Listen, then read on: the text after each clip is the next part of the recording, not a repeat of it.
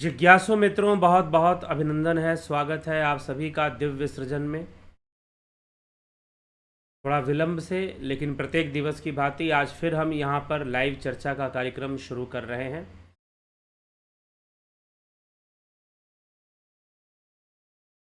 किसी कारणवश थोड़ा सा विलंब हुआ, लेकिन आज का जो विषय है, कोटा में छात्र आत्महत्या क्यों कर रहे हैं, सुसाइड क्यों कर रहे हैं, क्या सचमुच सुसाइड कर रहे हैं, ऐसी कोई बात नहीं है। लेकिन फिर भी वहाँ पर जो रिपोर्ट्स आती हैं, जो खबरें आती हैं, कोटा एक कोचिंग सेंटर्स, कोचिंग के लिए लोग जाते हैं।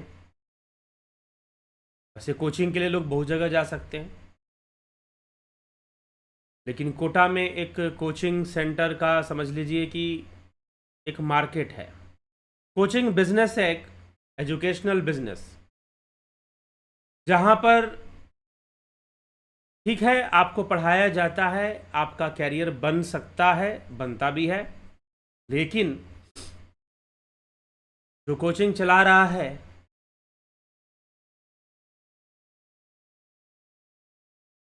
उसका उद्देश्य, या कोचिंग जो ज्वाइन कर रहा है उसका उद्देश्य क्या है। तो बहुत सारी समस्याएं कोचिंग इंस्टीट्यूट्स के साथ आती हैं। किसी छात्र ने मुझसे पूछा, हालांकि वो वहाँ पर पहले कभी पढ़ा था, उसने वहाँ पर कोचिंग की थी, तब उतना माहौल ख़राब नहीं हुआ था जितना कि अब हो रहा है। तो उस छात्र ने मुझसे, स्टूडेंट नहीं है, हालांकि वो अब जॉब करते हैं अपनी इंजीनियरिंग की पढ़ाई कर कर, लेकिन जो माहौल है वो नकारात्मक है, व्यापारीकरण है शिक्षा का। और कुछ लोग तो ऐसे कहते हैं जैसे कि कोचिंग सेंटर्स ऐसे खुले हुए जैसे पोल्ट्री फार्म खुले हों। चलिए, हमारा ये विषय नहीं है, जैसे भी खुले हैं कोचिंग खुलनी चाहिए, कोचिंग मिलनी चाहिए, पढ़ाई होनी चाहिए, लेकिन समस्या ये है कि छात्र सुसाइड क्यों करते हैं। हमारी चर्चा का यह विषय है, कोचिंग बिजनेस कैसे चलता है, कितना सही कितना गलत,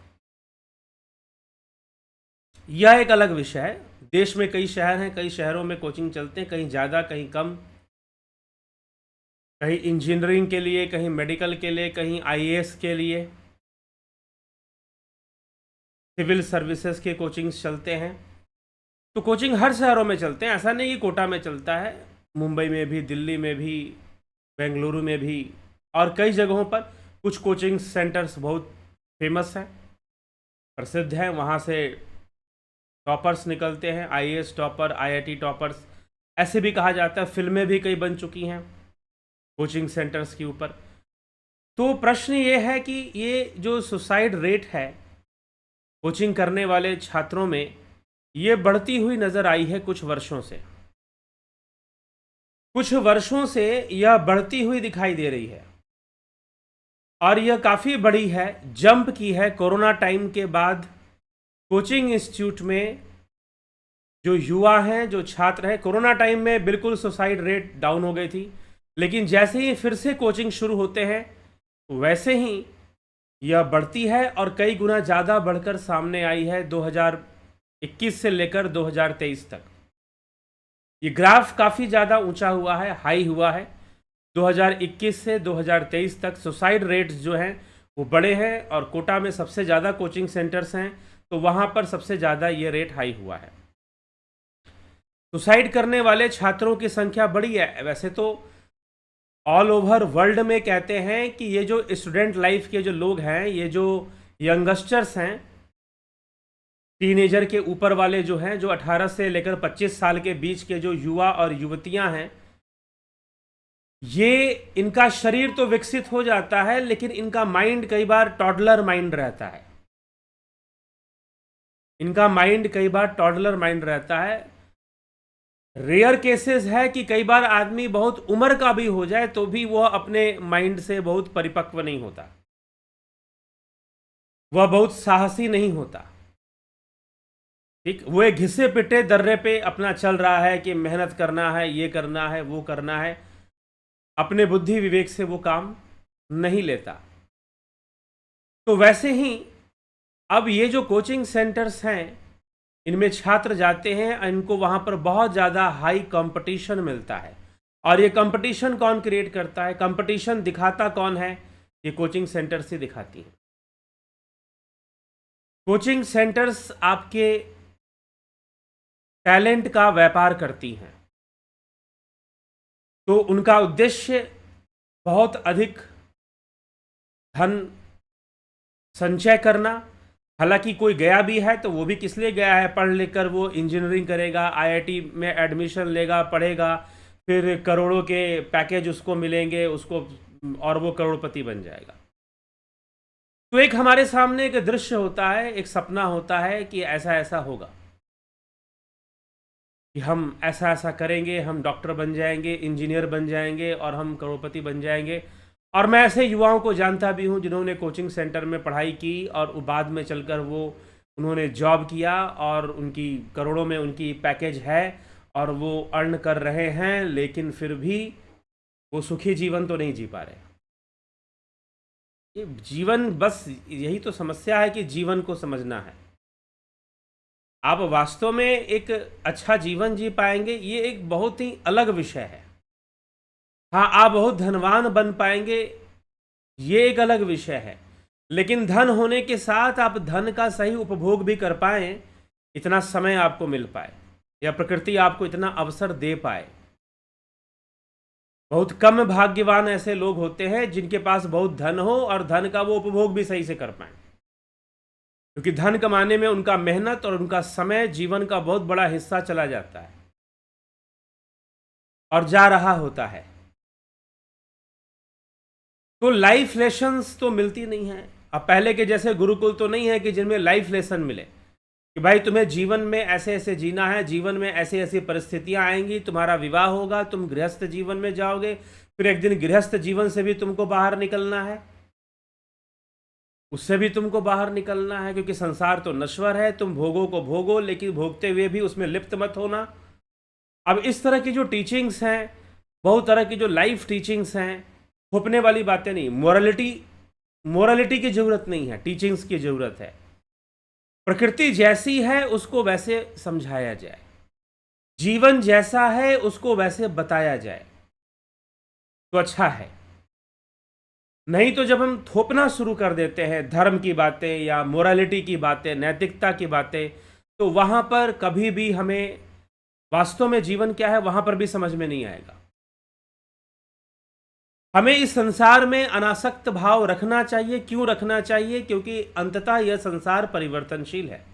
हम जिस भी वस्तु में आसक्ति करेंगे वो परिवर्तित हो ही जाएगी, वो बदल ही जाएगी, उसका स्वरूप बदलेगा ही बदलेगा। अब वो चाहे वो रिश्ते नाते हों, चाहे वो धन वैभव हो, चाहे वो मान सम्मान हो, कुछ भी हो, उसमें परिवर्तन निश्चय ही आएगा, परिवर्तन निश्चित रूप से आएगा ही आएगा। इसलिए हमें अनासक्त भाव से संसार में रहना चाहिए, चाहे आप कितने भी बड़े पद पर चले जाएं, चाहे आप कितना भी धन संचय कर लें। और अगर आप अनासक्त नहीं रहते हैं तो उसकी जो कॉन्सिक्वेंसेस है, जो नतीजे भोगने हैं, वो आपको भोगने पड़ेंगे, चाहे आप बड़े से बड़ा आदमी क्यों ना हो। प्रकृति के कुछ मूलभूत सिद्धांत होते हैं, उनको कोई नहीं बदल सकता, उनको कोई परिवर्तित नहीं कर सकता। चाहे वो कोई आदमी ऐसा हो जाए जैसे वो दुनिया का सबसे ताकतवर व्यक्ति है, फिर भी प्रकृति उसे बंधन देती है, उसे छोड़ती नहीं है। ठीक है, तो लाइफ, जीवन क्या है? जो लाइफ की टीचिंग्स हैं, जो लाइफ लेसन्स हैं, वो तो लोगों को मिलते नहीं, वो तो छात्रों को कभी दिए ही नहीं जाते हैं। हाँ, मोटिवेशन दिया जाता है। मोटिवेशन क्या है? साइकिल में हवा भरने का जो पंप होता है ना, उसी को मोटिवेशन कहते हैं। या पंप कर दो, ठीक ना, पंप कर देते हैं। वहां पर इतना ज्यादा मोटिवेट किया जाता है कि बेटा अगला आईआईटी टॉपर तू ही है, उसको फील होने लग जाता है कि भाई मैं कुछ हूं और मैं कुछ करके दिखा दूंगा। चने के झाड़ पर चढ़ाना, अगर किसी को लूटना है, किसी से खसोटना है, तो उसे चने की झाड़ पर चढ़ा दीजिए आप। हाँ, लेकिन जो समझदार होगा वो चने की झाड़ पर नहीं चढ़ेगा, क्योंकि पता है चने के झाड़ पर चढ़ने का परिणाम क्या होने वाला है। वो गिरने वाला है और उसका शरीर लहूलुहान होने वाला है, कई कांटे चुभेंगे, चोटें आएंगी, उसे दुख तकलीफ होगा उसे। तो जो मोटिवेशनल स्पीकर है ना, आते हैं, माइक पकड़ते हैं और ऐसे बोलते हैं कि बस। और यूथ क्या करता है, यूथ लाइफ की रियलिटी को समझने के बजाय मोटिवेशनल स्पीकर्स को ज्यादा, क्योंकि वहां तुरंत पंप मिलता है, तुरंत हवा मिलती है, और पंप कुछ दिन तक काम करता है, उसके बाद टाइफुस, जैसे हाइड्रोजन गैस वाला बैलून थोड़ा सा छेद हो जाए, फुस होकर वो जमीन पे नीचे आ जाएगा, इतना भी उड़ रहा हो। ठीक है, तो मोटिवेशन जब पंप किया जाएगा और जब कॉन्ट्राडिक्शन होगा, आपको दिखाया जाएगा कि तू रॉकेट की तरह भागने वाला है, लेकिन जब भाग नहीं पाएगा तो उसे इन्फीरियरिटी कॉम्प्लेक्स आएगी, उसे इन्फीरियरिटी कॉम्प्लेक्स आएगी। ठीक है, उसे रॉकेट की तरह भागने का सपना दिखाया जा रहा है और वो बेचारा साइकिल की स्पीड में भी नहीं भाग पा रहा। उसे सपना दिखाया जा रहा है रॉकेट की स्पीड में भागना है, और वो साइकिल की स्पीड में भी नहीं भाग पा रहा। तो फिर क्या होगा, उसके अंदर इन्फिनिटी कॉम्प्लेक्स आएगी और वो क्या करेगा, 10 मंजिले कोचिंग के बिल्डिंग से वो गिर जाएगा। और ऐसी घटनाएं घट चुकी हैं। समस्या क्या है, समस्या यहां पर यह है कि जो लाइफ की जो रियलिटी है, लाइफ लेसन्स जो हैं, वो ना टीचर दे रहा है, ना पेरेंट्स दे रहे हैं, और जो मोटिवेशनल स्पीकर हैं, जो खूब ग्लैमराइज करके अपने आप को मेकअप कर कर वो आते हैं, माइक पकड़ते हैं और आपके अंदर हवा भरते हैं। और ये कहां पर चलता है, बिजनेस वर्ल्ड में ये मोटिवेशन का काम बहुत चलता है, नेटवर्किंग बिजनेस। आजकल नेटवर्किंग बिजनेस का जमाना है, कुछ लोग उसमें बड़ा इंटरेस्ट लेते हैं, कई लोग मेरे पीछे पड़े रहते हैं नेटवर्किंग वाले। अभी आजकल कुछ कई महीनों से किसी ने कांटेक्ट नहीं किया, लेकिन कई करते हैं कि आप ये मेंबर बन जाओ और फिर आपके 3 मेंबर आप बनाओगे, आपके पास ये रॉयल्टी आएगी, वो 3 मेंबर और 9 मेंबर बनाएंगे और आपके पास रॉयल्टी आएगी, अब काम करो। और उसके लिए वो लोग मोटिवेशनल स्पीकर, RCM, एमवे और पता नहीं क्या क्या बहुत सारी कंपनियां हैं। ये तो पुरानी कंपनियों का नाम ले रहा हूं मैं, लेकिन उससे भी पुरानी कंपनियां हैं, और बाद की भी नई में अब तो भरमार है। जस्ट लाइक ए मशरूम्स, कुकुरमुत्ते की तरह ऐसी कंपनियां बैठी हुई हैं। और जो बेरोजगार युवा है वो सोचता है कि भाई मैं इसमें पढ़ता हूँ, इस चक्कर में वो बिजनेस करता हूँ, कुछ कमाता भी है, कुछ नहीं भी कमाता है, फिर हताश होने लग जाता है, तो फिर बहुत निराश भी हो जाता है। तो अब करे क्या?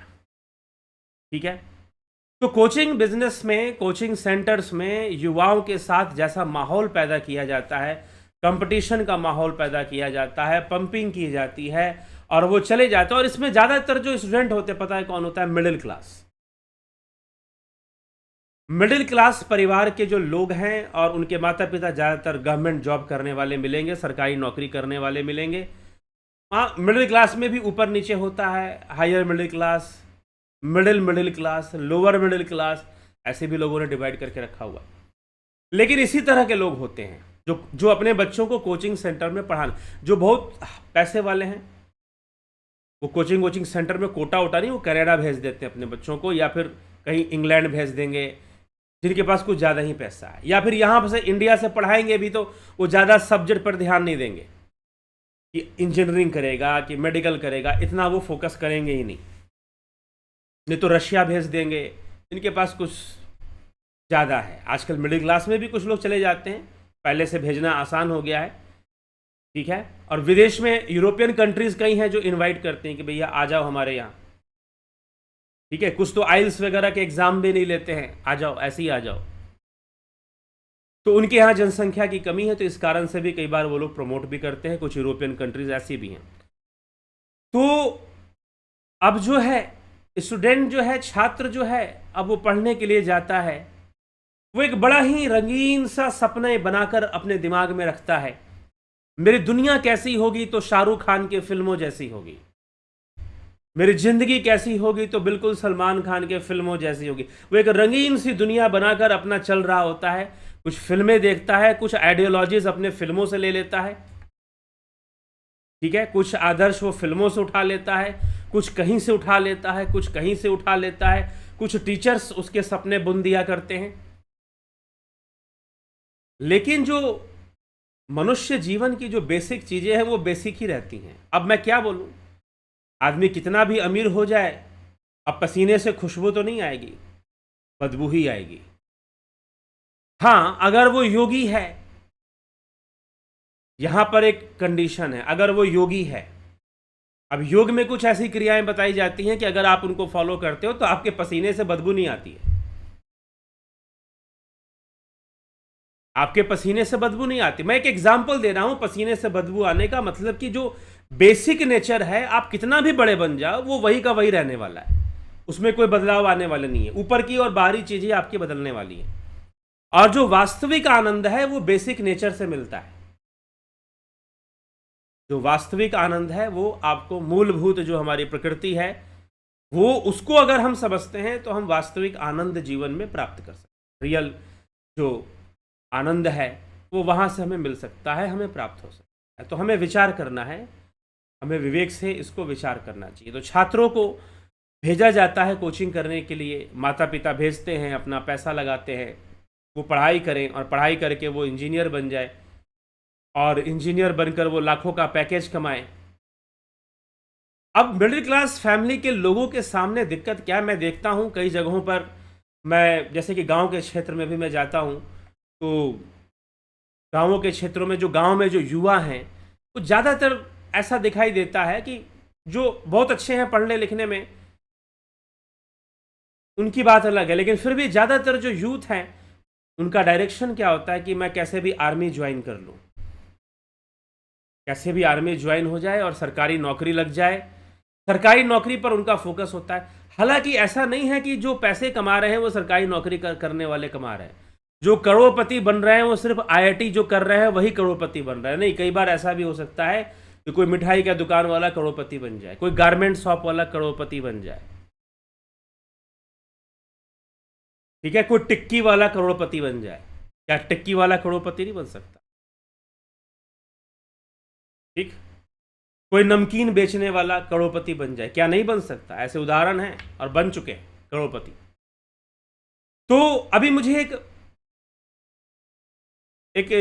एक स्टूडेंट मिला, स्टूडेंट नहीं है, माफ़ करें, क्षमा करें, उसने आईआईटी से इंजीनियरिंग पास की और वो जो लड़का है मेरा परिचित है, अब वो जॉब कर रहा है और बहुत अच्छी पैकेज उसे मिल रही है, अमेरिकन कंपनी में जॉब कर रहा है। लेकिन वो मुझे बोलता क्या है कि हम जॉब कर कर, अब मैं नौकरी कर कर पैसे कमा रहा हूँ, अपना 5 दिन जो है वीकेंड छोड़ दें, सैटरडे संडे 5 दिन जो है मैं अपना ऑफिस में देता हूँ, अपना टाइम देता हूँ और ऑर्डर फॉलो करता हूँ, मैं काम करता हूँ और मैं करोड़ों का पैकेज, 1 करोड़ का पैकेज साल में मैं ले रहा हूँ। लेकिन मैं जब दुनिया देखता हूँ, पहले मुझे समझ में नहीं आता था जब मैं स्टूडेंट था, क्योंकि हमारे दिमाग में भरा गया था कि बेटा तुझे इंजीनियर बनना है, बेटा तुझे मेडिकल क्लियर करना है, तुझे डॉक्टर बनना है, तुझे इंजीनियर बनना है। लेकिन अब जब मैं, तब दृश्य नहीं था, माता पिता ने जो दृश्य दिखाया, परिवार के दूसरे सदस्यों ने जो दृश्य दिखाया, क्योंकि वो भी उसी लेवल पर थे और उस लेवल से ऊपर उठकर सोचना उनके वश का नहीं था, क्योंकि उनके पास दूसरे आइडियाज़ नहीं थे। जो घरों में जो लोगों ने किया था, घर में किसी ने आईआईटी क्लियर कर लिया तो भाई वो उसे बड़ा मान सम्मान मिलता था, घर में सब लोग उसे बड़ा प्यार देते थे। किसी ने आईएएस कर लिया तो सब उसे बड़ा सम्मान देते थे। लेकिन अब जब मैं आईआईटी कर चुका हूँ, इंजीनियर बन चुका हूँ और मैं इतना 1 करोड़ का पैकेज मैं उठा रहा हूँ, ले रहा हूँ, मुझे मिल रहा है, और जब मैं दुनिया को देखता हूँ तो मुझे लगता है कि मैं देखता हूँ कि एक फोटोग्राफर भी करोड़पति है, एक राइटर भी करोड़पति है, एक मिठाई वाला भी करोड़पति है, एक बिट्टू टिक्की वाला कोई है, BTW करके आपने सुना होगा दिल्ली में, वो भी करोड़पति है, और वो तो बहुत पढ़ा लिखा व्यक्ति भी नहीं। कोई वेफर्स वाला भी, नमकीन बनाने वाला, चिप्स बनाने वाला, वो भी करोड़पति है। ऐसा तो नहीं है कि जिन्होंने आईआईटी से इंजीनियरिंग की है वही करोड़पति बन रहे हैं। बहुत सारे लोग बहुत तरीके से अर्निंग कर रहे हैं, और मैंने जो रास्ता चुना है शायद ये ज़्यादा कठिन भी है थोड़ा सा, और कभी कभी मुझे लगता है कि उनका जो तरीका है वो ज़्यादा सही है करोड़पति बनने का, अगर पैसा कमाना ही उद्देश्य है तो हम इस ट्रैप में कैसे फंस गए? हमें क्यों ऐसा? कोई फिल्म बनाने वाला भी करोड़पति हो सकता है, कोई अच्छे से डांस करता है तो वो भी करोड़पति हो सकता है। ठीक है, लोग बहुत तरह के काम कर रहे हैं और बहुत सारी चीजें हैं, बहुत सारी चीजों में कैरियर है, लेकिन दुर्भाग्यपूर्ण ये है कि माता पिता जो खुद नहीं कर पाते, कई बार वो आशा करते हैं कि उनके बच्चे कर जाएं, और उन पर दबाव बनाने में वो कोई कसर नहीं छोड़ते। तो ये जो आत्महत्याएं हो रही हैं, ये जो आत्महत्याओं का जो रेट बढ़ रहा है, उसके लिए जिम्मेदार कौन है? जिम्मेदारी किसकी है? अब जिनको राजनीति करनी है वो कहेंगे सरकार जिम्मेदार है इसके लिए। सरकार वैकेंसी बढ़ा दे, ज्यादा लोगों की का सिलेक्शन होगा और ज्यादा लोग इंजीनियर बनेंगे, लेकिन वो इंजीनियर जाएंगे कहां अगर वैकेंसी बढ़ा दे फालतू में? तो ये तो चलिए आईआईटी जैसे बड़े इंस्टीट्यूट की हम बात कर रहे हैं, एनआईटी जैसे, लेकिन जो प्राइवेट कॉलेज इंजीनियरिंग मशरूम की तरह प्राइवेट यूनिवर्सिटीज़, प्राइवेट कॉलेज खुल चुके हैं पूरे देश भर में, और उनमें से कई ऐसे कॉलेज हैं जिनमें से लोग इंजीनियरिंग करके, क्योंकि आपकी जिद है आजकल के ना माता पिता जो मिडिल क्लास में हैं, शायद वो खुद भी बहुत ज़्यादा पढ़े लिखे या बहुत ज़्यादा एक्सप्लोर नहीं करते कि दुनिया में क्या चल रहा है क्या नहीं चल रहा है, वो खुद भी बहुत ज़्यादा एक्सप्लोर नहीं करते, वो देखा देखी करते हैं। फलाने का लड़का जो है वो इंजीनियरिंग कर गया, बीटेक कर गया, उसकी तो 1 लाख रुपए महीना कमा रहा है, 2 लाख रुपए महीना कमा रहा है।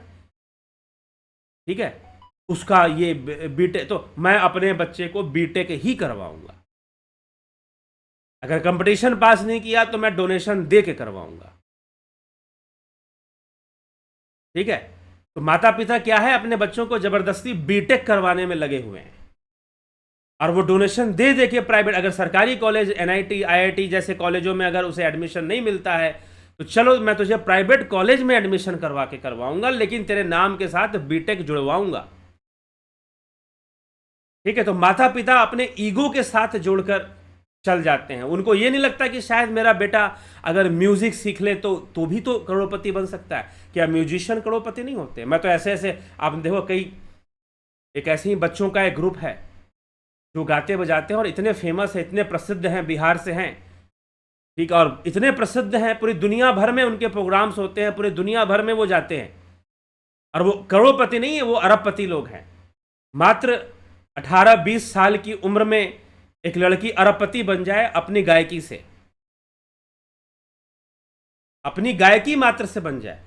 वैसे तो म्यूजिक लाइन के बारे में कहते हैं इसमें कोई भूखा नहीं मरता, ठीक है, कोई उस लेवल तक नहीं पहुंचेगा, लेकिन फिर भी वो अगर उसके अंदर थोड़ी भी प्रतिभा है तो संगीत विद्या के बारे में कहा जाता है कि जो इसको जानता है वो कभी भी भूखा नहीं मरता। और अच्छे जो अगर थोड़ा भी प्रतिभा आ गया तो बहुत अच्छा वो लोग कमाने लग जाते हैं, अपना कैरियर बना लेते हैं म्यूजिक लाइन में। ठीक है, लेकिन परिवारों को ज़्यादातर दिखाई देता है कि बस हमें क्या करना है, बेटा यही चल रहा है, बीटेक का माहौल चल रहा है, बीटेक करो। ठीक ना, बीटेक ज़बरदस्ती करवाना ही करवाना है। करने के लिए वैसे बहुत कुछ है जीवन में, आप ये चाहते ही नहीं हो कि आपके बच्चे कुछ नया अनुभव ले, आप भी जीवन में नहीं चाहते हो। इसीलिए वास्तव में, इसीलिए अभी हमने अस्तित्ववादी दार्शनिकों ने कहा था कि जो अपने लाइफ में रिस्क नहीं लेता, समझो कि वो उसका अस्तित्व है ही नहीं, वो मरा हुआ इंसान है।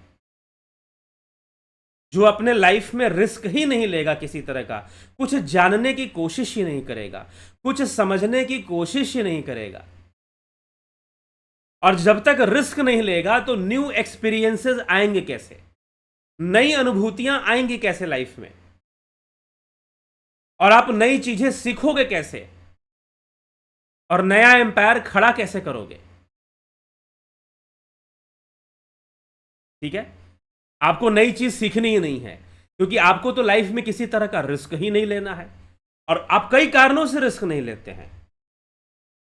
अब निर्भर करता है व्यक्ति का अपना अपना माइंडसेट कैसा है, कुछ लोग कहते हैं नहीं, जो लोग गरीब होते हैं बेचारे, वो क्या, गरीब लोग ही सबसे ज़्यादा रिस्क ले सकते हैं, और जो रिस्क लेते हैं वही अपने जो बैरियर्स हैं, जो सोशल बैरियर्स है, सामाजिक बंधन है, उनको तोड़ने का दम रखते हैं और तोड़कर वो आगे बढ़ते हैं। और जो आगे बढ़ जाता है ना, देखो, जिसको एक चीज़ है, एक बात है कि जिसको आगे, जिसको फॉर्मूला पता है कि मुझे जीवन में आगे बढ़ना है, वो बस आगे बढ़ता है। वो इस बात की चिंता ही नहीं करता कि पीछे से कौन क्या बोलेगा। और जिसको बहुत ज़्यादा चिंता है कि पीछे से कौन क्या बोलेगा, वो आगे नहीं बढ़ते फिर। ठीक है, उनको आगे बढ़ना पड़ता है, और वो चाहे तो बहुत कुछ, अपना समाज, अपना धर्म, सब कुछ मेंटेन करते हुए आगे बढ़ सकते हैं। लेकिन हम कई बार छात्रों को जो सीन दिखा देते हैं, जो दृश्य हम दे देते हैं, वो बड़ा ही अजीब सा होता है, बड़ा ही विचित्र होता है। और हम खुद उनके दिमाग में उस तरह की जब बात भर देते हैं कि भाई यही हो सकता है, यही कर सकते हो, और जॉब की तैयारी करो, नौकरी की तैयारी करो, वो बहुत सारी चीज़ें कर सकता है, वो बिजनेस भी कर सकता है। लेकिन बिजनेस भी कई प्रकार के होते हैं, कई लोग एजुकेशनल बिजनेस में लग जाते हैं। मैंने ऐसे कई कुछ लोग मुझे ऐसे मिले जो कि कोचिंग बिजनेस में बहुत फेमस हैं। उन्होंने खुद आईएएस की तैयारी की, लेकिन उनका आईएएस कभी हुआ ही नहीं। अब वो कोचिंग शुरू कर दिए, आईएएस तो कभी नहीं बन पाए, लेकिन कोचिंग की आईएएस की जब कोचिंग चलाने लगे तो ना जाने उनका कोचिंग बहुत सफल हो गया, कई शहरों में कोचिंग खोल दिया। ऐसे भी कई लोग हैं। दूसरे और चीजें हैं, आइडियाज की कमी नहीं है। ठीक है, आइडियाज की कमी नहीं है। लोगों ने कई आइडिया जो निकालते हैं, उनके पास अनेकों आइडियाज होती हैं। कहते हैं कि सुलभ शौचालय दिल्ली के अंदर, उसके मालिक ने पहली बार ये आइडिया लाया कि भाई हम दिल्ली में ऐसे पब्लिक टॉयलेट्स हम बनाएंगे। पब्लिक, पहले, उससे पहले दिल्ली में नहीं हुआ करता था। दिल्ली सरकार ने पहले नहीं माना, बाद में लगा कि भाई ये आइडिया गलत नहीं है, और वो आदमी कहते हैं कि पब्लिक टॉयलेट्स के माध्यम से वो मिलियनियर बिलियनियर बनता गया। और कुछ भी हो जाए, आप मिलियनियर बिलियनियर बन जाएं, उससे भी क्या जीवन बहुत अच्छा हो जाएगा, ऐसा नहीं है। अब इसका कहने का मतलब ये भी नहीं है कि धन नहीं होना चाहिए। कई बार जब ऐसा लोग धन को इग्नोर कर रहे होते हैं, तो वो भी बहुत गलत चीज है, वो भी बहुत गलत बात है। इसका मतलब ये नहीं है कि जिसके पास धन नहीं है वो सुखी हो जाएगा, ये भी नहीं है। अगर ये कहा जा रहा है कि धन से लोग सुखी नहीं होते, तो ऐसा भी नहीं है कि धन नहीं होने से सुखी हो जाएंगे। सुखी होने का जो फॉर्मूला है वो कुछ और है। जो बेहतरीन ढंग से जीवन रहस्य को समझते हैं, और हमारे जो शास्त्र हैं वो जीवन रहस्य को ही समझाते हैं, वो जीवन रहस्य को ही समझाते हैं। योग विद्या, योग शास्त्र जीवन रहस्य को ही समझाया जाता है इसमें। तो जो बेहतरीन ढंग से जीवन रहस्य को समझते हैं, वो अपने जीवन को संतुलित ढंग से आगे बढ़ाते रहते हैं, संतुलन में अपने जीवन को जीना सीख जाते हैं वो। इसमें धन का होना और ना धन का होना, धन है तो अच्छी बात है, कोई बुरी बात नहीं है, और धन की कमी भी हो गई है तो भी अगर आप जीवन रहस्य को जानते हैं तो आप अपने आप को संभाल लेंगे, और धन आपके पास धीरे धीरे आने लगेगा। लेकिन जब दिमाग में कॉन्सेप्ट ही गलत भर दिया गया हो, तो फिर आप निश्चय ही आहत हो जाएंगे। और जब आहत होंगे और आपको जो लगेगा कि भाई मैं कर नहीं पा रहा हूं, मुझसे हो नहीं पा रहा है, और ऐसा पोल्ट्री फार्म वाला माहौल जब बना दिया जाएगा, तो वहां जो मुर्गी दौड़ नहीं पाएगी, उसको लगेगा मैं दौड़ नहीं पा रही हूं, मैं आगे बढ़ नहीं पा रही हूं। ठीक है, तो वहां पर इस तरह का कंपटीशन क्रिएट किया जाता है। जो अच्छे पढ़ने वाले स्टूडेंट हैं उनको अलग से कोचिंग दिया जाएगा, जिनके अच्छे नंबर नहीं आ रहे हैं वो, चलो हर तरह के स्टूडेंट को वो लेंगे, क्योंकि हर तरह का स्टूडेंट अगर एडमिशन लेगा तो पैसा तो लाएगा। धन के बिना तो एडमिशन वहां होगा नहीं कोचिंग इंस्टीट्यूट में। तो आप वहां पर एडमिशन ले लेते हैं, बच्चों को भेज देते हैं। लेकिन ठीक है, माता पिता को चाहिए कि पढ़ाई लिखाई अच्छे से करवाएं और बच्चों को भेजें, वो कोचिंग में भेजें, वो पढ़ाई करें, लिखाई करें, लेकिन उनके ऊपर इतना प्रेशर ना डाल दें कि बेटा तुझे करके ही दिखा देना है। ठीक है, तुझे करके ही दिखा देना है, तुझे बन के ही आना है। देख उनका बेटा बन गया, कंपेयर कर दिया आपने, तुलना कर दिया। अरे भाई ठीक है, वो बन गया, हो सकता है कि उससे बेहतर बन जाए, कुछ दूसरा काम करके उससे बेहतर बन जाए। ठीक है, एक कॉमेडियन भी करोड़पति हो सकता है, एक कॉमेडियन भी करोड़पति हो सकता है। कॉमेडियन मतलब हास्य करने वाला व्यक्ति, चुटकुले सुनाने वाला व्यक्ति, हो सकता है उसे फिल्मों में काम मिल जाए। तो इस तरह से ऐसी बहुत सारी चीजें हो सकती हैं जिससे कि आपका जीवन, अगर आपके पास धन आना है तो धन कई माध्यम से आ सकता है भाई। धन आने के अनेकों माध्यम हो सकते हैं। सिर्फ आईआईटी क्लियर करने वाला ही धनवान होता है या मेडिकल करने वाला ही धनवान होगा, ऐसी बात नहीं है। धन तो अनेकों माध्यम से लाए जा सकते हैं, अनेकों कार्य कर सकते हो। और कई तो ऐसे हैं जिन्होंने पढ़ाई तो इंजीनियरिंग की, बाद में अपना प्रोफेशन ही बदल देंगे। अरे हमको नहीं करना काम विदेशी कंपनियों में। पीछे राजीव दीक्षित जी का आपने नाम सुना होगा, स्वाभिमान भारत को चलाने वाले राजीव दीक्षित जी खुद बहुत बड़े इंजीनियर थे, लेकिन उन्होंने पूरा जीवन अपनी देश की सेवा में, अमेरिकन कंपनी की नौकरी छोड़कर भी देश की सेवा में अपना जीवन लगाया, समाज की सेवा में। ऐसे भी कई लोग हैं। तो इसलिए हम चाहिए कि छात्रों को हम एक सही दिशा दे पाएं, उन्हें सही माइंडसेट दे पाएं, उन्हें हम सही लेसन दे पाएं। सिर्फ मोटिवेशन से काम नहीं चलेगा, लाइफ लेसन्स मिलनी चाहिए। और लाइफ लेसन जो लाइफ की रियलिटी को समझाती है। कई बार लोग मुझे भी मोटिवेशनल स्पीकर कह देते हैं। I am not a motivational speaker. मैं मोटिवेशनल स्पीकर हूं ही नहीं। ठीक है, मोटिवेशनल स्पीकर जो आपको पॉजिटिविटी भर देगा आपके भीतर, नहीं। जब हम अध्यात्म या योग को समझेंगे, लाइफ लेसन्स को समझेंगे, तो इन रियलिटी लाइफ कैसे चल रही है ये हमें समझ में आएगा, और लाइफ कैसे कैसे पड़ाव हमारे जीवन में लाएगी, ना कि सिर्फ बूस्टिंग करना। ठीक है, उसे फील करा देना कि तू ही है, बस अगला टॉपर तू ही है। नहीं, उसे हो तो रहा है, लेकिन जब वो अपने आप को कैपेबल नहीं पाएगा, उसके अंदर इन्फिनिटी कॉम्प्लेक्स आ जाएगी। सबका माइंड अलग अलग ढंग से काम करता है। एक तो पेरेंट्स का प्रेशर, सोसाइटी का प्रेशर, ऊपर से टीचर्स और हाई कंपटीशन, पोल्ट्री फार्म जैसा माहौल, और उसके भीतर जो छात्र है वो कहीं ना कहीं अपने आप को इतनी भीड़ में भी अपने आप को अकेला पाता है कि मैं बिल्कुल अकेले हूं, मैं बिल्कुल नीचे हूं, सब मुझसे ऊंचे हैं और मैं नीचा हो गया हूं। वो अपने आप को दबाव में महसूस करता है। उसको लगता है कि बहुत लोगों की भीड़ मेरे ऊपर है और मैं दबा हुआ हूं, मैं दबा हुआ हूं। और ऐसी परिस्थिति में वो देखता है कि ऐसे दब दब कर जीने से बेहतर है कि मैं कोचिंग सेंटर के छत से कूद जाता हूं और आत्महत्या कर लेता हूं। ऐसे दब दब कर कहां जाऊंगा, और फिर घर जाता हूं तो माता पिता से भी नजरें नहीं मिला पाता हूं। और माता पिता अपने आप को बड़े स्मार्ट समझ रहे होते हैं। अरे मैंने अपने बेटे को कोटा भेज दिया, अरे वाह आईआईटी कर रहा है मेरा लड़का। वो अपने आप को सुपर स्मार्ट समझते हैं। ठीक है, अभी आईआईटी कर नहीं रहा है, आईआईटी की तैयारी कर रहा है। ठीक है, लेकिन वो अपने रिश्तेदारों में बोलेंगे वो आईआईटी कर रहा है।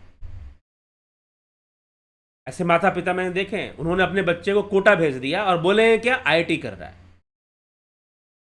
वो भी खुद भी उतने पढ़े लिखे नहीं है, उनको खुद की शायद उतनी समझ नहीं है, जानबूझकर बोलते हैं पता नहीं।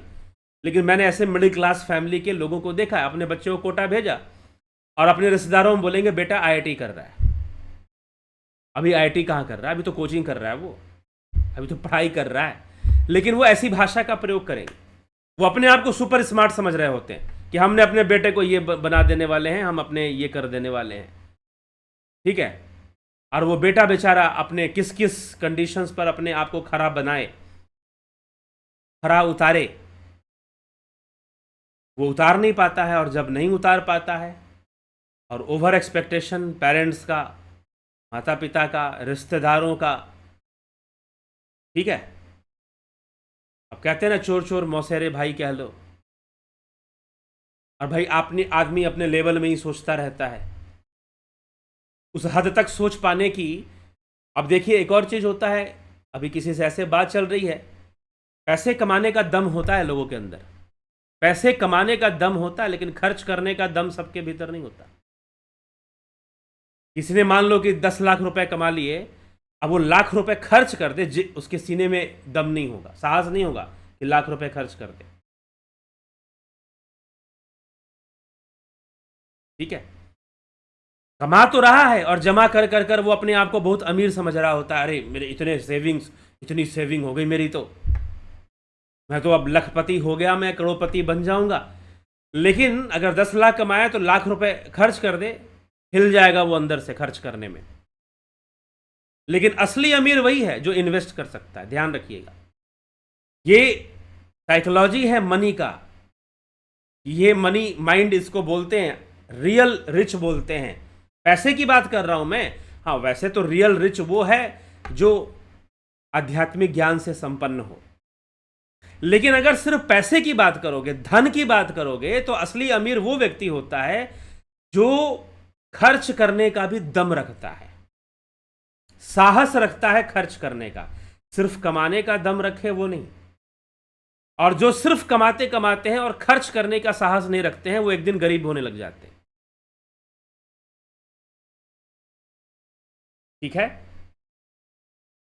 ऐसे बहुत सारे लोग हैं, बहुत सारे मिलेनियर, करोड़पति, अरबपति, जो उनका आप जीवन पढ़ोगे तो आप उनको देखोगे कि उन्होंने जब वो बहुत कम भी पैसा कमाते थे तो कंपैरेटिवली, तुलनात्मक रूप से वो खर्च बहुत ज़्यादा कर रहे थे।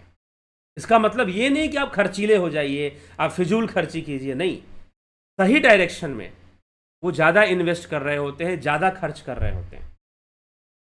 तो खर्च करने के लिए भी तो एक दम चाहिए, एक साहस चाहिए। कमाने के साहस से ज़्यादा साहस आपके अंदर खर्च करने का होना चाहिए, इन्वेस्ट करने का होना चाहिए। ये कहा जाता है कि ये अमीर लोगों की आदत होती है। तो अब ऐसे जो मिडिल क्लास के जो लोग हैं, जिनका सारा ध्यान जोड़कर जोड़ने में लगा रहता है, बेचारे वो क्या करें?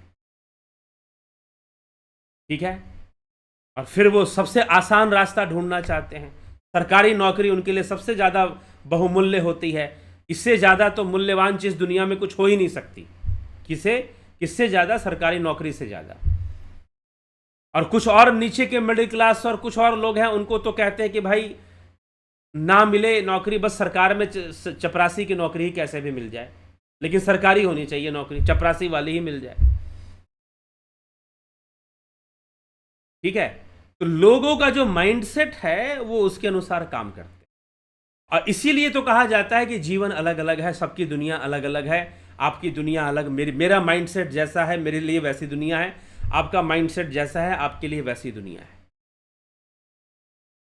ठीक है, आपकी सोच, हाँ, हमारे एक्सपीरियंसेस, हम जो जीवन में अनुभव करते हैं, रिस्क लेते हैं, अनुभव करते हैं, उन अनुभूतियों से हम बहुत कुछ सीखते हैं। तो हमारा माइंडसेट भी चेंज होता है। और जिसका चेंज हो गया, जिसने बदल लिया, जिसने अपने अनुभूतियों को बढ़ा लिया, कुछ जान लिया, कुछ विशेष जान लिया, कुछ विशेष समझ लिया, तो निश्चय ही कुछ विशेष जीवन में प्राप्त भी करता है। फिर वो विशेष जीवन में प्राप्त भी करता है। लेकिन जो विशेष जीवन में प्राप्त करता है और जो वो विशेष रिस्क भी लेता है, वो लाइफ में वैसा रिस्क भी तो ले रहा होता है। ठीक है, तो इसलिए यह विवेक का विषय है। मैं बस इतना ही कहना चाहूंगा। शिक्षक जो बिजनेस में लगे, कोचिंग चलाने वाले, कोचिंग टीचर्स, हो तो बिजनेसमैन है, आप ये मान के चलो, और वो अपनी ढंग से चलाएंगे, उनको जैसे चलाना है। लेकिन माता पिता को कम से कम जरूर चाहिए कि वो अपने बच्चों पर इतना दबाव ना डालें, इतनी शर्तें ना रखें, इतनी कंडीशन ना रखें कि वो ये करके दिखा दे, ये वो करके दिखा दे। हो सकता है, सबका अपना अपना उम्र होता है। कई बार ऐसे हमारे देश में ऐसे कई लोग हैं जिनको एक उम्र बीत जाने के बाद बहुत बड़ी सफलता मिली, बहुत बड़ी सफलता मिली।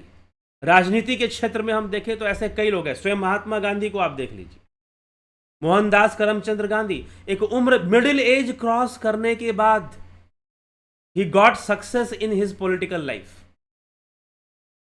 उसके बाद आप जयप्रकाश नारायण जेपी को देख लीजिए, जेपी मूवमेंट, इमरजेंसी के समय और उसके बाद जो मूवमेंट आया, एक जयप्रकाश नारायण का नाम आपने सुना होगा। वो बहुत पहले से कांग्रेस में थे, अमेरिका से वो पढ़े लिखे थे, बहुत अच्छे परिवार से भी थे, लेकिन पॉलिटिकली बहुत ज़्यादा उनका रीच नहीं था। लेकिन एक उम्र बीतने के बाद एक ऐसा माहौल बनता है और अपनी ही पार्टी से अलग होकर, कांग्रेस से अलग होकर जनता दल और भारतीय ऐसी पार्टियां बननी शुरू होती हैं। मुरारजी देसाई उन्हीं के साथी थे जो प्रधानमंत्री भी बनते हैं।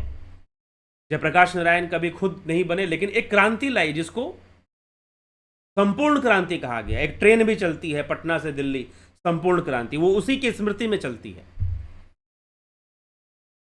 एक पॉलिटिकल रिवॉल्यूशन लेकर आए वो एक उम्र में, जब उनकी एज हो गई 60 साल से ऊपर की उम्र जब छू गए, तब अमिताभ बच्चन के लिए कहा जाता है 35 साल की उम्र पार करने के बाद वो फिल्मों में सफलता मिलनी शुरू हुई। 35 साल की उम्र क्रॉस करने के बाद, ठीक है।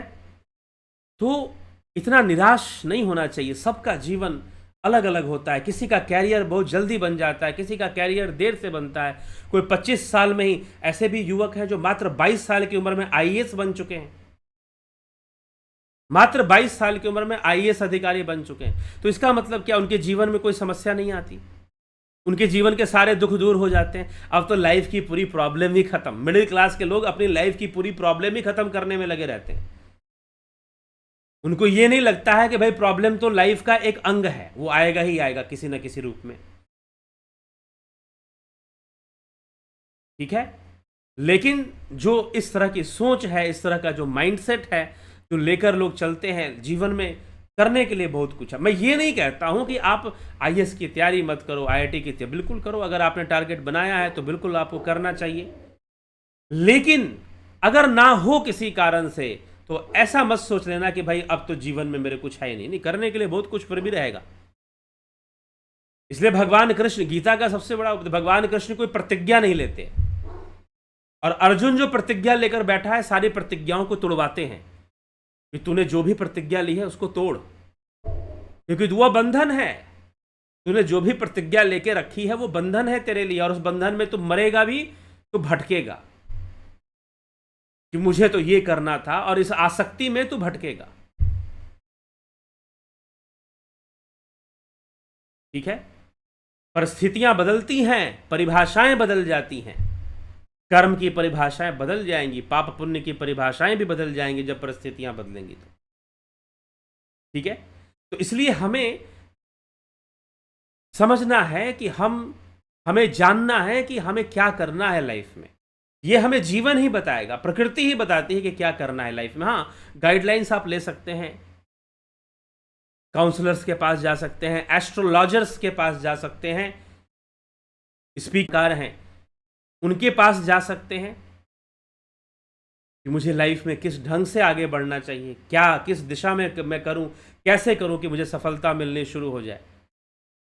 एकदम जबरदस्ती नहीं कि मुझे तो यही बनना है और यही करना। हो सकता है कि वो रास्ता आपके लिए ना हो, या प्रकृति आपसे कुछ और करवाना चाहती हो, कुछ विशेष करवाना चाहती हो,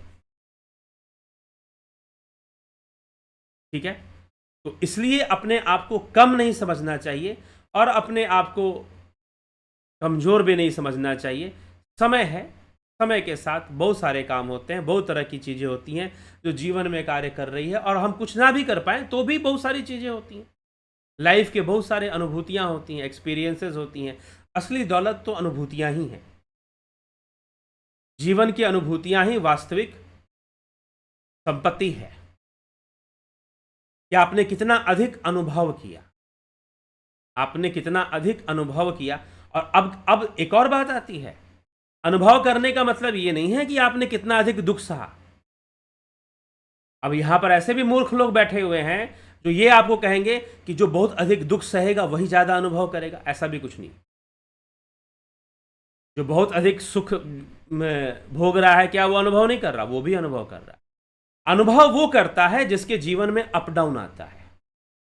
कभी धनवान बन गया तो कभी कंगाल बन गया। अप डाउन जिसके, और अप डाउन उसी के लाइफ में आता है जो रिस्क लेता है, तो वो अनुभवी बनना शुरू कर देता। जो एक ढर्रे पे चलता रहता वो क्या अनुभवी बनेगा? वो क्या अनुभवी बनेगा जो एक ही ढर्रे पे चलता रहेगा, जो लाइफ में कोई एक्सपेरिमेंट ही नहीं करेगा, किसी तरह का एक्सपेरिमेंट नहीं करेगा, हमेशा बीमारियों से बचते जाओ, भागते जाओ, हमेशा बचे रहो, जो हमेशा एक प्रोटेक्टिव जोन में रहना चाहता है, सिक्योर जोन में रहना चाहता है, वो कुछ रिस्क ही नहीं लेना चाहता। जो रिस्क लेता है, जो थोड़ा, तो उसके जीवन में अप डाउन होता है। और जिसके जीवन में अप डाउन आता है, सफलता कभी असफलता, कभी कुछ कभी कुछ, तो वही ज़्यादा अनुभवी लोग हो पाते हैं। ठीक है, हम प्रकृति को और गहराई से अनुभव करते हैं। तो हमें जीवन को अनुभव करना है। जीवन की सफलता जीवन को अनुभव करने में है, जीवन की सफलता जीवन को जीने में है। ठीक, एक बहुत अमीर आदमी ने, जिसके पास फेरारी कार थे, उसने अपनी फेरारी बेच दी, सब कुछ बेचकर मॉन्क हो गया। चलो इसको भी एक्सपीरियंस करते हैं, चलो इसको भी अनुभव करते हैं, मॉन्क बनकर देखते हैं, सन्यासी बनकर देखते हैं जीवन कैसा होता है।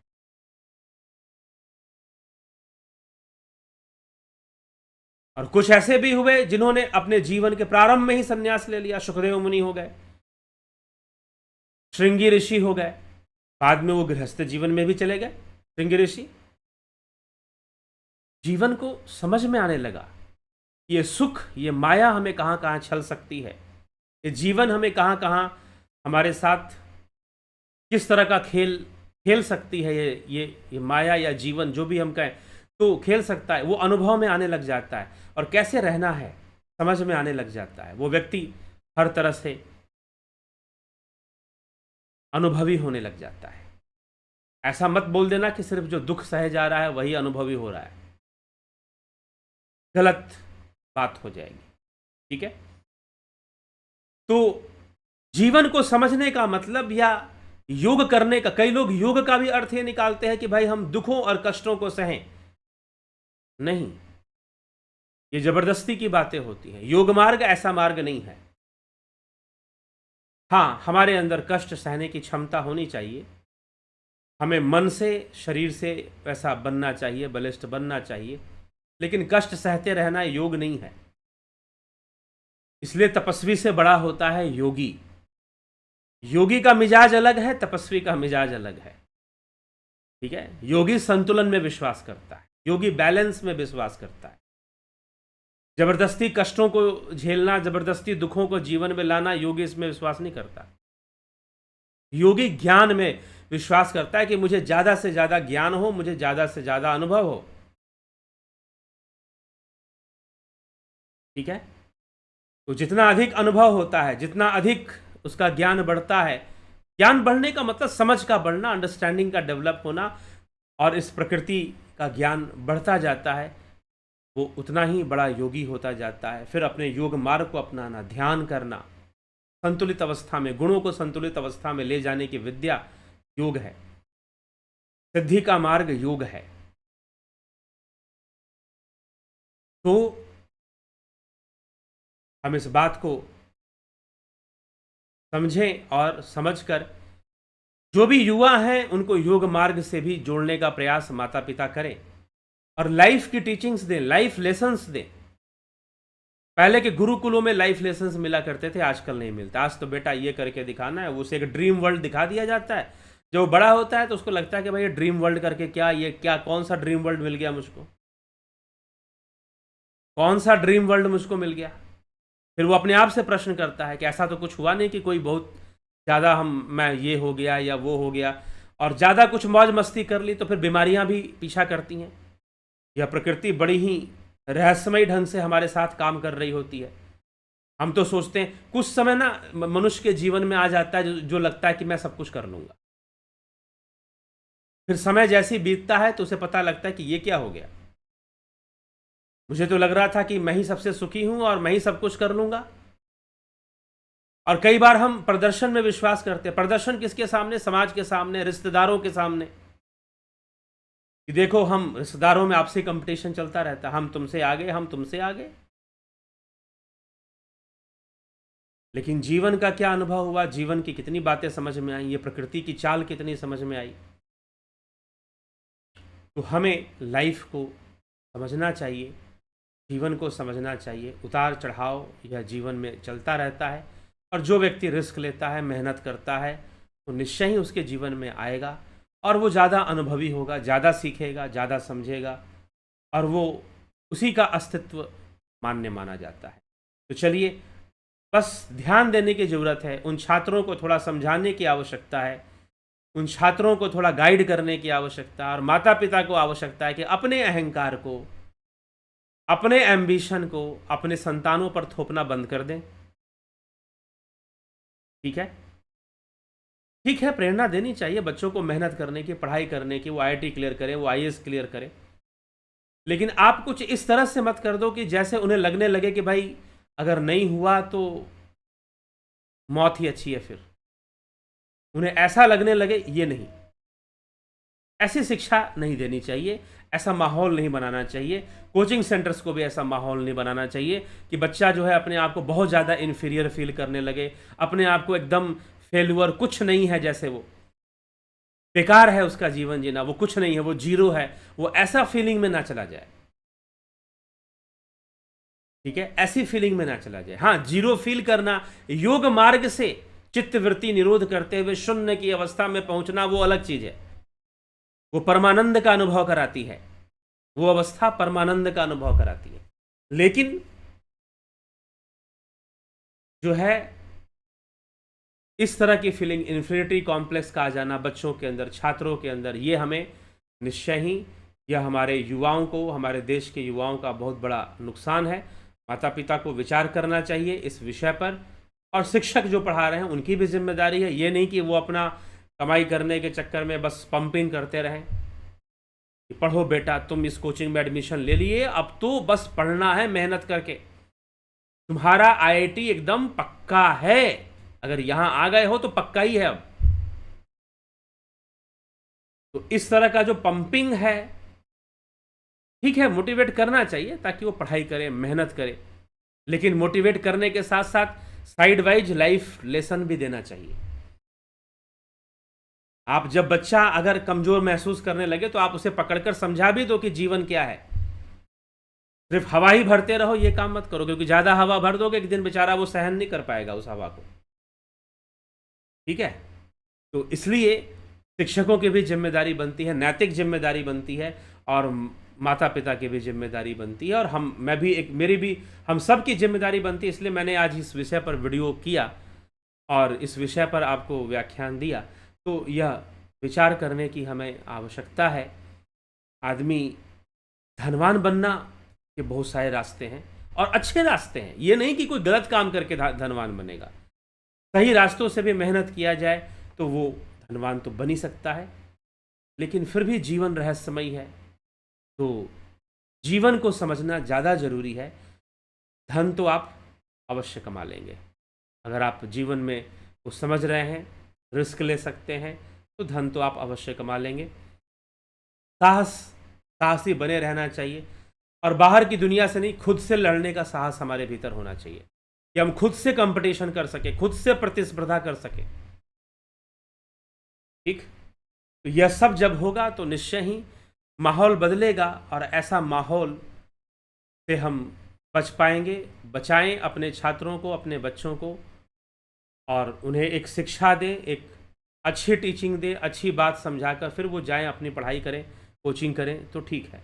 नहीं तो दिन पे दिन माहौल बिगड़ रहा है, और एजुकेशनल बिजनेस जो है, प्राइवेट स्कूल, कॉलेजेस, यूनिवर्सिटीज़ खुल रही हैं, अच्छी बात है, लेकिन एक अंधापन लोगों के अंदर है, पेरेंट्स के अंदर, कि बीटेक का लेबल लगाना चाहिए।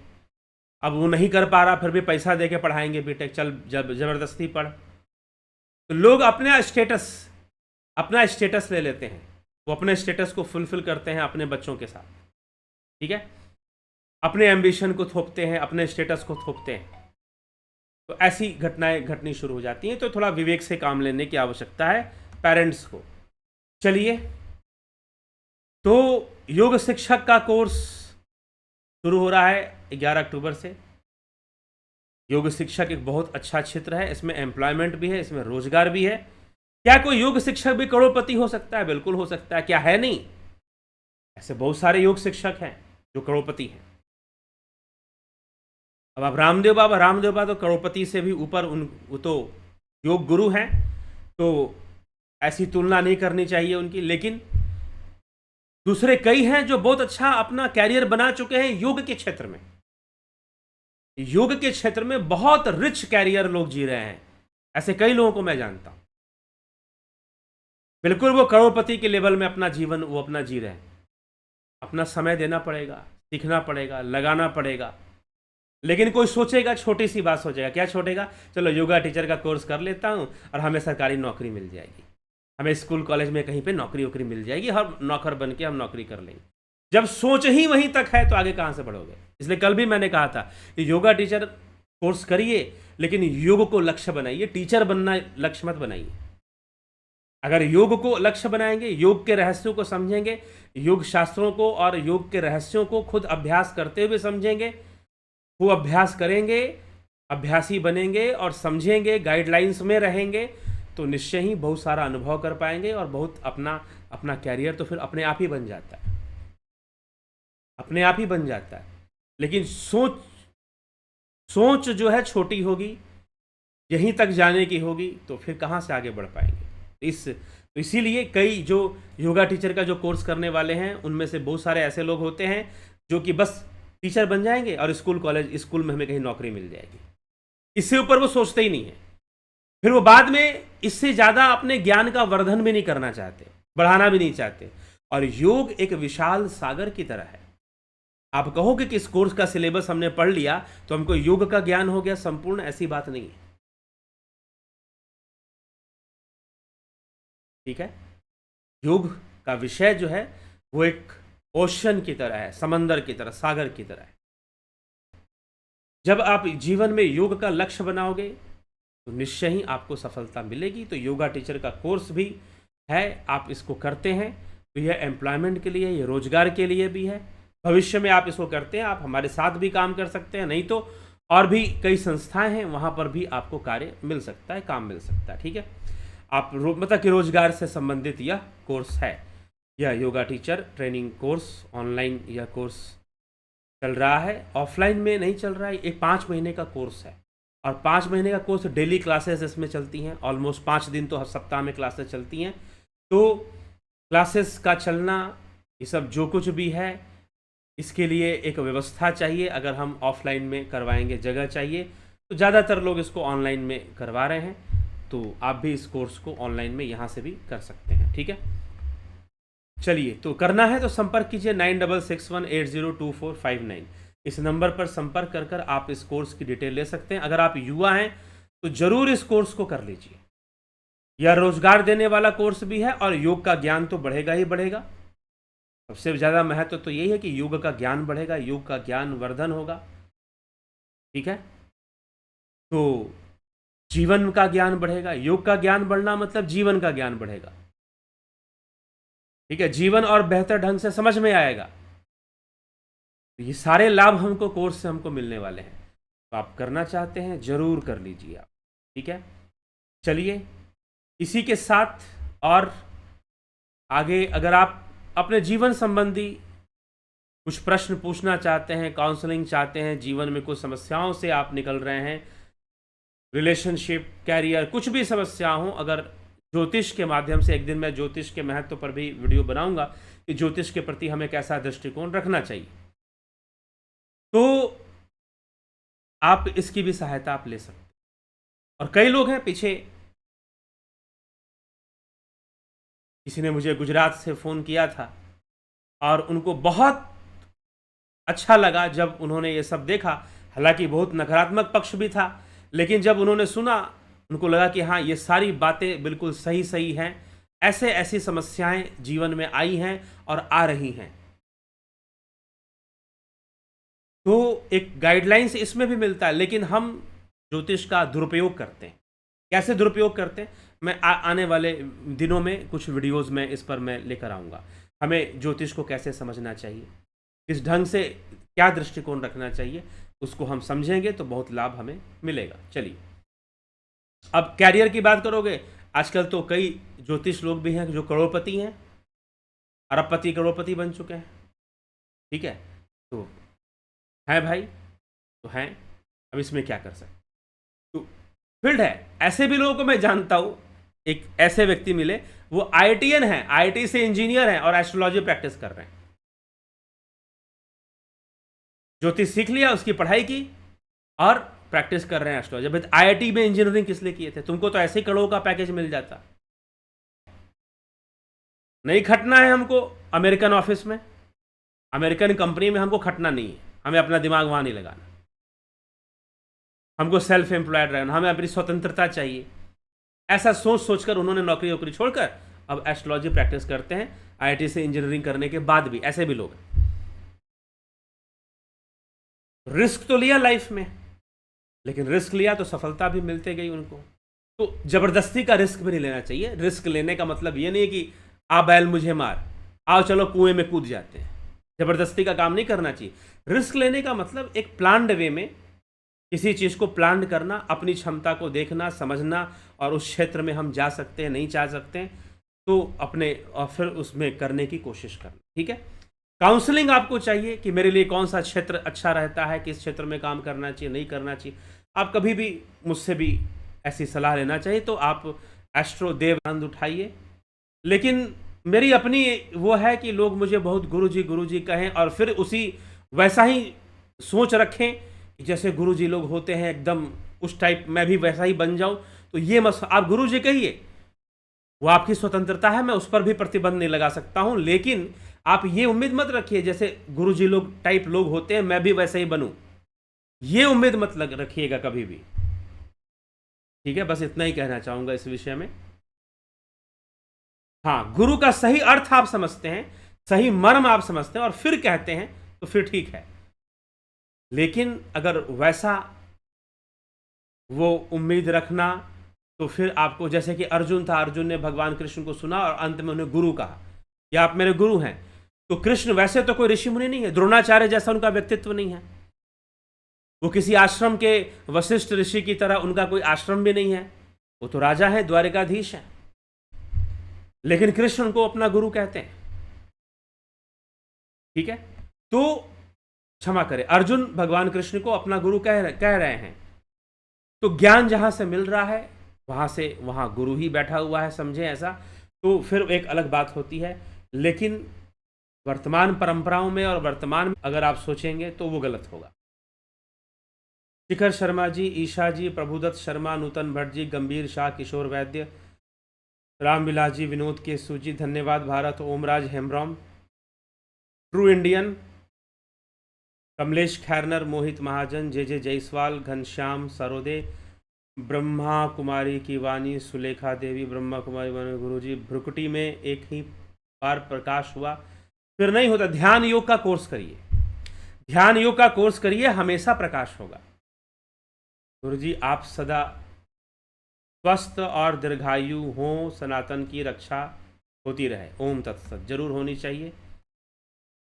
पुष्पा शर्मा जी, नीलम जादव जी, किशोर वैद्य जी, इस वक्त सारे विश्व और भारत में तमाम विवाद चल रहे हैं। इसका कारण ग्रह नक्षत्र है। कहते हैं कि अक्टूबर के बाद गुरु राहु चंडाल योग समाप्त हो जाएगा, तब शांतिपूर्ण समाधान हो जाएगा। जी हाँ, बहुत सारी चीज़ें, हाँ ग्रहों का प्रभाव पड़ता है, ऐसा भी लोग कहते हैं कि गुरु चंडाल योग 29 अक्टूबर को समाप्त हो जाएगा, 29 अक्टूबर। ठीक है, आशा रानी जी, अमन कक्कर जी, अलग अलग, ये एक अलग विषय पे हम चले जाएंगे, समझना चाहिए। और ऐसा नहीं कि राहु बहुत खराब ग्रह है, ये जीवन एक राहुमय है, मैं तो ये कहता हूं राहु रहस्यमयी है, जीवन भी रहस्यमयी है। ठीक है, तो इस तरह का भय नहीं पैदा करना चाहिए कि राहु आ गया या वो आ गया, उसमें भी समझना चाहिए कि वास्तविकता क्या है। जब हम समझेंगे तो बहुत सारी चीज़ें, जीवन फिर आसान होने लग जाता है। ठीक, आशा रानी जी, अमन कक्कर जी, ठीक है, विराम देते हैं आज के कार्यक्रम को। कल फिर मिलेंगे एक नई चर्चा के साथ, नई विषय पर हम चर्चा करेंगे, लाइव चर्चा के साथ। फिर हमारी कल मुलाकात होगी। तो बहुत बहुत आभार आप सभी का, सभी को हाँ, एक सूचना मैं देना चाहूँगा कि जो लोग भी योगा टीचर का कोर्स ज्वाइन करना चाहते हैं, उनको कोई प्रॉब्लम है कि भाई हमारे पास इतना पैसा नहीं है कि हम एक साथ दे दें, तो एक साथ हम कह भी नहीं रहे हैं कि देने के लिए। आप संपर्क करो, अपनी स्थिति बताओ कि मैं करना तो चाहता हूं लेकिन धन का इस तरह से कमी है, तो जो पॉसिबल है वो आपको बताया जाएगा, जो संभव है वो आपको बताया जाएगा, वो आपको कहा जाएगा। तो वैसे आपको करना चाहिए, वैसे आपको करना होगा। ठीक है, तो जो संभव होगा वो डायरेक्शन आपको दिया जाएगा।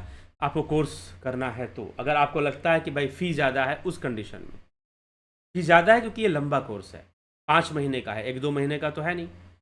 ध्यान योग का कोर्स 1 महीने का होता है या इस तरह से होता है, तो ये 5 महीने का कोर्स है। तो 5 महीने का कोर्स है और बहुत कुछ है, पूरा सिलेबस है इसके अंदर, पूरा पढ़ना है, प्रैक्टिकल है, थ्योरी है, सब तैयार करवाया जाएगा आपको। तो इस कोर्स में ऐसा कोई भी आप एजुकेशनल कोर्स करते हैं, यूनिवर्सिटी में एडमिशन लेते हैं, तो आपको फीस स्ट्रक्चर इसी तरह से आपको मिलता है। ये तो 5 महीने का है, तो एक हम जो है एक समझ के साथ अगर आप इसको करना चाहते हैं तो आप करिए और इसका लाभ उठाइए, ज़रूर इसका लाभ मिलेगा। जो लोग करेंगे वो लाभान्वित अवश्य होंगे। चलिए, इसी के साथ विराम देते हैं, कल फिर मिलते हैं 9 PM लाइव चर्चा में। बहुत बहुत आभार आप सभी का। ओम तत्सत।